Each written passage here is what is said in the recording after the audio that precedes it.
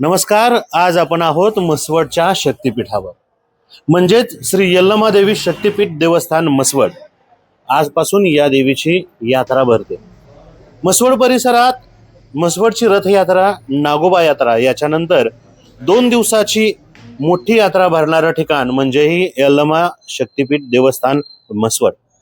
ही यात्रा कशा पद्धतीने भरते, या यात्रेमध्ये कशा पद्धतीचे कार्यक्रम असतात, आजपासून सुरुवात होणारी ही यात्रा उद्या कच झाल्यानंतर संपते. या यात्रेविषयी आणि या परंपरेविषयी जाणून घेऊयात या देवस्थानचे मुख्य पुजारी राघोबाबा पुजारी यांच्याकडून.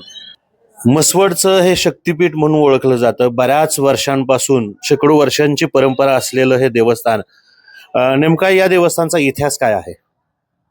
देवस्थानचा इतिहास म्हणजे ही माझी 9वी पिढी आहे. आता 9 पिढ्यानंतर म्हणजे मी 9वा वंशज आहे. मी पूजा देवीची पूजा करतोय. मानगंगेच्या काठावरती देवीचं वास्तव्य आहे. शक्तिपीठ देवस्थान आहे आणि वार्षिक मार्गशीर्ष महिन्यामध्ये यात्रा देवीची भरते. पहिल्या दिवशी देवीची पालखीतून मिरवणूक निघते. त्यानंतर दुसऱ्या दिवशी नैवेद्य, गंधवटी, बोने, कोणाचे नवस वगैरे असतील, पुरणपोळीचा नैवेद्य, नारळ असं दिवसभर कार्यक्रम असतो. आणि येणाऱ्या भाविकांसाठी मोफत अन्नदानाची सोय आहे 2 दिवस. सरासरी एका पिढीचे जर आयुष्यमान हे 50 वर्ष ठरलं तर 450 वर्षापूर्वीचं हे देवस्थान आहे. या 450 वर्षापूर्वीपासून या देवस्थानची महती, या देवीची महती आहे आणि ही यात्रा इथं भरते.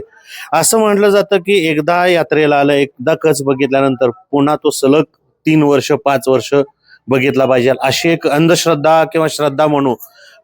हे कितपत खरं आहे? नाही, ते अंधश्रद्धाच म्हणजे ते असं अफवा उठवली लोकांनी. ज्याचं लिंब वगैरे असते ते 3 वर्ष त्यांनी लिंब काढायचा असतो आणि 4थ्या वर्षी देवीला सांगायचं असतं की आम्ही 3 वर्ष नवस तुझा फेडलाय. पण देवीचा कच बघायचा असं काय नाही की दरवर्षीच बघितला पाहिजे किंवा 3 वर्षीच बघितला पाहिजे. हे नुसतं म्हणजे असं अफवा झालेलं आहे. असं काही नाही. एकदा दर्शन घेतलं तरी चालतंय, एकदा कच बघितला तरी चालतंय, तसं काही सुद्धा नाही. या यात्रेच्या अनुषंगाने वेगवेगळे कार्यक्रम आपण इथं राबवतात. आज उद्या होणारे कार्यक्रम कोणते आहेत? आज सकाळी देवीला पहाटे अभिषेक झाल्यानंतर, देवीची पूजा वगैरे झाल्यानंतर दिवसभर नैवेद्य, नारळ, गंधवटी, बोने, नवसाचे नारळ फोडणे. परत मातंगी देवीचं, परशुरामाचं मंदिर इथं आहे, मारुतीचं मंदिर आहे, पिढ्यांच्या इथं समाधी पण आहेत पुजाऱ्यांच्या. सर्व आज इथं दिवसभर नारळ फोडणे, परड्या भरणे, गंध हे करणे, कुणाचा नवस असेल ते नवस पेटतात आज. त्यानंतर उद्या सकाळी 10 वाजता कचाची म्हणजे पेटवला जातो आणि त्यानंतर दुपारी 12:30-1 वाजता देव कचातून जातो. इतर मोठ्या देवस्थानप्रमाणे याही ठिकाणी प्रसादाची सोय केलेली आहे. ते कोणकोणत्या दिवशी या ठिकाणी प्रसाद दिला जातो?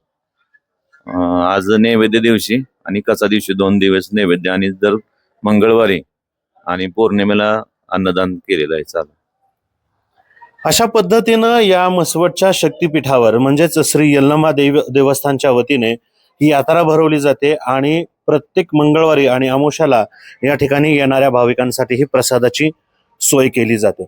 तुम्ही एक वेळ अवश्य या देवस्थानला भेट द्या आणि या देवस्थानची महती जाणून घ्या.